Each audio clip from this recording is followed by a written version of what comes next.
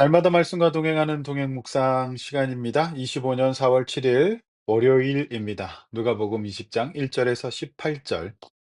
제목은 가루로 만들어지리라 라고 하는 제목입니다. 성도 여러분, 새로운 한 주간이 시작되었습니다. 평안하신지요? 저는 어제 주일 예배를 통해서 하나님의 구원 역사의 한 축인 삶과 죽음에 대해서 말씀드렸습니다. 모든 인간이 직면할 수밖에 없는 죽음이라는 것을 어떻게 맞이해야 하고, 또한 살아남은 자들은 어떻게 살아야 되는지를 생각해 보는 시간이었습니다. 102회에 걸쳐 했던 창세기 강해가 다음 주일에 50장을 마지막으로 마치게 됩니다. 용인 동행교회 유튜브에 들어가시면 창세기 강해 설교 전편이 공개되어 있습니다. 세상이 시작이 되어 놀라운 말씀인 창세기에 대해 배우고 싶으신 분들은 들어보시기를 권해드립니다. 오늘은 누가복음 20장, 예수님께서 드디어 예루살렘에 입성하셔서 본격적인 십자가와 부활이라는 구원 사역을 펼쳐가시는 장면 되겠습니다. 1절 보겠습니다. 하루는 예수께서 성전에서 백성을 가르치시며 복음을 전하실 때 대제사장과 서기관들이 장로들과 함께 가까이 오게 됩니다. 예수님께서 예루살렘 성전에서 백성을 가르치시죠. 복음을 전하십니다. 복음은 구원의 복된 소식을 말합니다. 율법으로는 도저히 얻을 수 없는 유대인들의 구원이 율법을 완성하신 예수님께서 자신이 속죄의 제물이 되셔서 하나님께로 나아갈 구원의 길을 여셨다는 바로 그 복음을 전하신 겁니다.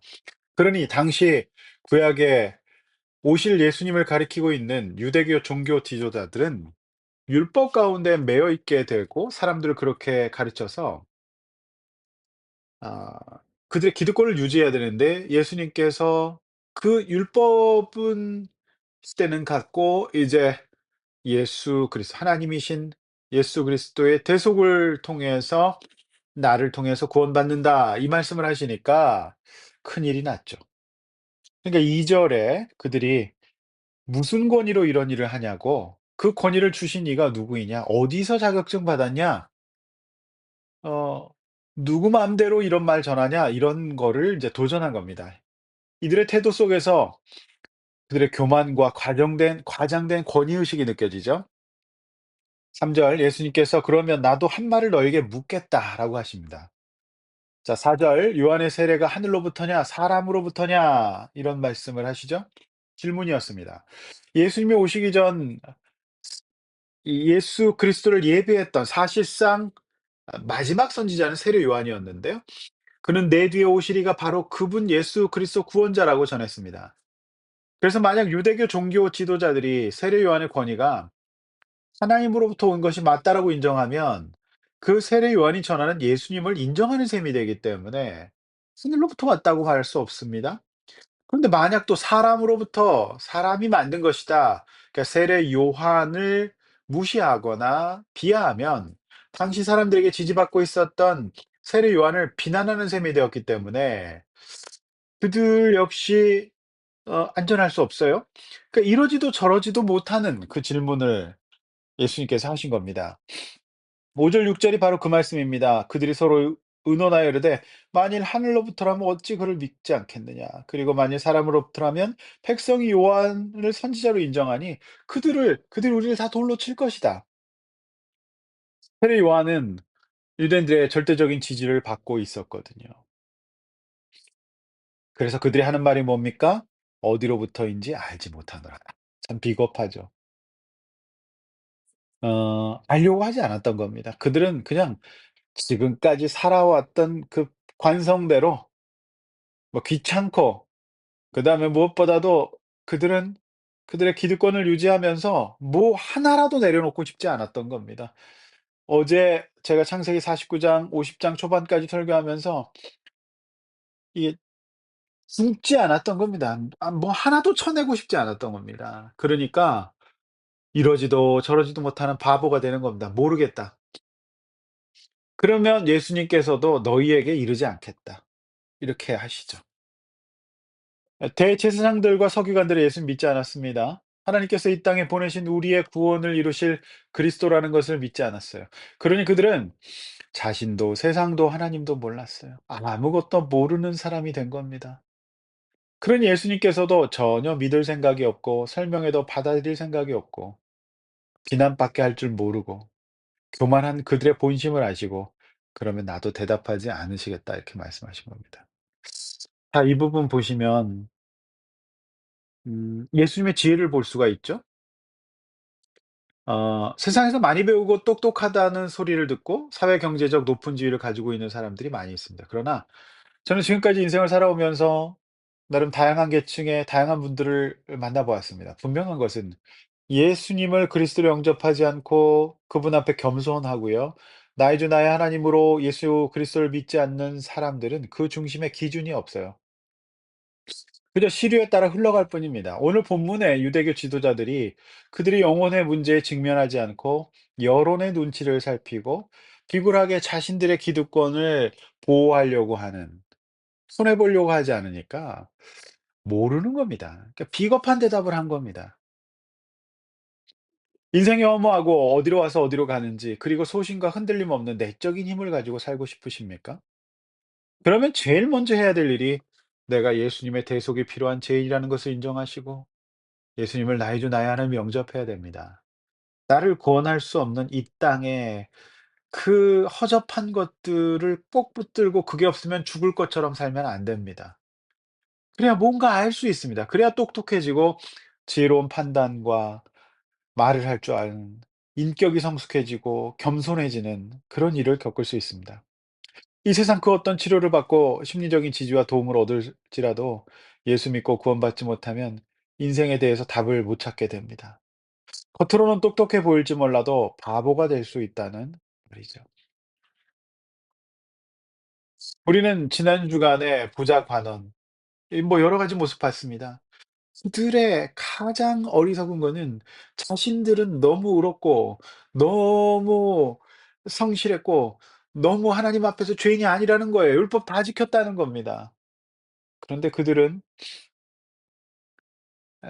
그 열심과 그 성실의 축이 자신들에게 있었어요. 예. 그러니까 이 율법의 정신인 하나님 사랑과 이웃 사랑을 하지 못했다. 한마디로 했으니 교만했던 거죠. 유대교 대제사장들과 서기관들이 못 알아듣자 예수님은 또 비유로 이제 말씀하실 수밖에 없어요. 왜냐하면 8 절에서 말을 아끼셨어요.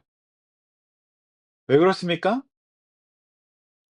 그 전혀 들을 생각이 없이 공격의 빌미를 찾고 있는 자들에게는 말을 아끼시는 것이 좋을 수 있습니다. 여러분, 만약 누군가에게 복음을 전하시고 누군가의 회복을 위해서 섬기며 기도하십니까? 그럼에도 불구하고 상대가 전혀 믿을 생각이 없어 보이십니까? 그러면 8 절에 예수님처럼 기도하시면서 기다리십시오. 말을 아끼시는 것이 좋을 수 있어요. 그래서 이 8 절에 예수님의 대답, 그리고 질문하시고 그들이 모르겠다고 하시니까 "그러면 나도 너희들에게 대답하지 않겠다."는 것은 예수님의 지혜에 속한 부분입니다. 유대교 대제사장과 서기관들이 못 알아들었어요. 그러니까 예수님 비유로 설명하십니다. 예수님의 대화법이죠. 이것도 지혜에 속한 겁니다. 그래서 때론 상대 변화를 위해 적절한 예를 들어 설명해 보는 것도 좋은 방법입니다. 악한 포도원 농부 비유가 나옵니다. 9 절에 16 절까지 쭉 나오는데요. 한 사람이 포도원을 만들어서 농부들에게 세를 주고 외국에 타국에 오래 있게 되죠. 때가 이름에 수출의 얼마를 당연히 이제 주인으로서 받고 싶어서 포도원에 종들을 보냅니다. 어이없이 그들이 주인의 종을 몹시 때리고 거저 보냅니다. 근데 또다시 종을 보내는데 그들도 또 때리고 능욕합니다. 이 세 번째 종들을 보내니 이 종도 그렇게 상하게 하고 내쫓습니다. 이 주인의 마음이 어떻겠습니까? 이거는 지금 이 비유에서는 이제 하나님의 마음이에요. 선지자들을 계속 보내는데 이 선지자들이, 구약의 선지자들이 악착같이 안 믿고 선지자들을 핍박합니다. 그래서 그 영적인 일을 할 때에는 이런 어떤 그 끊임없는 부정적인 이런 것들을 감수해야 됩니다. 어쩔 수 없습니다. 어 그럼에도 불구하고 이 주인은 하나님이죠. 계속 보냅니다. 13 절에서 주인은 정말 고민합니다. 포도원 주인이 이르되 어찌할까 내 사랑하는 아들을 보내리니 그들이 혹 그는 존대하리라. 네. 마지막으로 이제 그렇다면 내 아들을 보내자. 그러면 내 아들은 존대하지 않을까? 바로 예수 그리스도를 뜻하는 겁니다. 그러나 14절 악한 농부들은 그를 보고 서로 의논하여 이르되 이는 상속자니 죽이고 그 유산을 우리 것으로 만들자. 이 대제사장과 서기관들이 바로 악한 포도원 주인인 겁니다. 하나님의 율법을 맡겨 주셨는데 그것이 구원을 안 되잖아요. 계속 거부했기 때문에. 그리고 연기했어요. 그래서 이제 예수님을 이 땅에 보내신 겁니다. 그런데 그들이 똑같이 이제 예수 그리스도를 십자가에 못 박을 겁니다.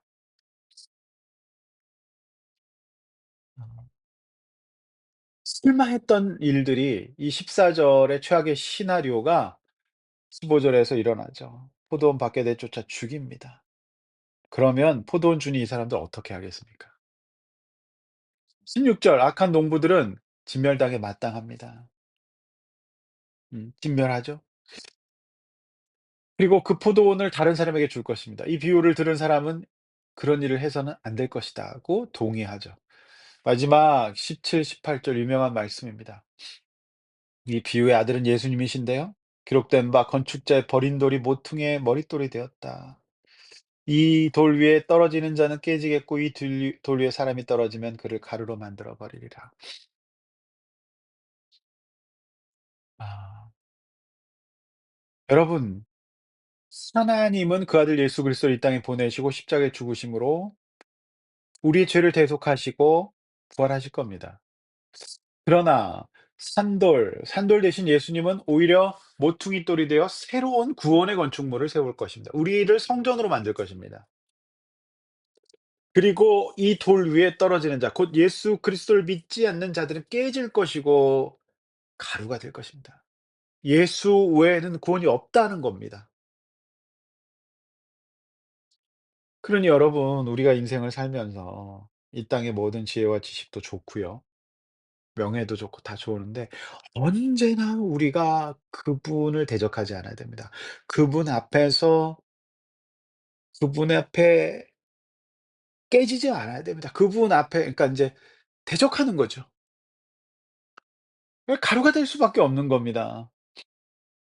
실제로 유대교는 예수님 부활 승천 이후에 완전히 가루가 돼 버립니다. 완전히 멸망해 버리거든요. 그러니 악한 포도원 농부와 같은 저와 여러분들이 구원을 받는 길은 단 하나예요. 내 인생과 내 삶의 주인이 내가 아니라 하나님께서 잠시 맡겨 주신 것이라는 청직 의식을 가져야 되는데 내가 내 인생, 내 자녀, 내 가족 모든 건 내 주인입니다. 그래서 내 뜻대로 돼야 돼요. 청직 의식은 없어요. 그걸 방해하는 사람들은 다 몰아냅니다. 그러니 거기서 우울이 발생되죠. 분노가 발생됩니다. 쓸데없이 싸울 수 있습니다. 그래서 우리는 이 땅을 청지기의 의식을 가지고 나그네로 여행자로 순례자로 하나님이 주인 되심을 인정하면서 '이게 내게 아니다, 내 인생이.' 나의 죄를 위해 건축자의 버린 돌이 되셨지만 우리 구원의 모퉁이 돌이 되신 예수 그리스도를 믿고 사는 것이 가장 지혜롭고 똑똑한 사람이 되는 겁니다. 세상 내가 똑똑하고 지혜롭고 부지런하고 나 같은 사람은 없다고 생각하십니까? 그러나 예수님 앞에서 어린아이처럼 그분을 전적으로 의지하고 신뢰하지 않는 사람은 사실상 아무것도 모르는 인생의 해답 없는 그 어떤 것도 해답으로 내놓지 못하는 미궁의 인생을 살 수가 있어요. 그러므로 여러분 오늘 하루 이번 한 주간 우리 예수님 앞에서 겸손합시다. 창세기 49장 야곱의 인생 결론 그겁니다. 이 땅에서 애굽에서 성공하고 잘 먹고 잘 사는 게 아니다. 내가 가야 될 곳은 천국 하나니이다. 예수 앞에서 겸손합시다. 그리고 정말 똑똑해지는 길은 여러분 말씀을 배우는 길이에요. 설교를 경청하십시오. 매일 하나님 말씀을 묵상하십시오. 그리고 그분을 대적하고 교만하지 마십시오. 그저 산산이 깨어지는 가수가 될 뿐입니다. 기도하겠습니다. 하나님 아버지, 이번 한 주간 또 시작합니다. 아버지 하나님, 아, 교만하고 그들이 뭔가 많이 배우고 잘 아는 것처럼 자신 인생들 전문가처럼 이 종교 전문가처럼 행세했던 대제사장과 서기관들 몰랐습니다. 미궁 속에 빠졌습니다. 답을 할 수가 없었습니다. 어리석었습니다. 우리가 바로 악한 포도원 농부였습니다. 내 인생의 주인이 내 것이라 생각했고 내 감정이 소중하고 포스트 모던 시대에 '내 감정과 내 느낌이 가장 중요하다.' 이런 어리석은 생각하지 않게 하여 주시옵소서.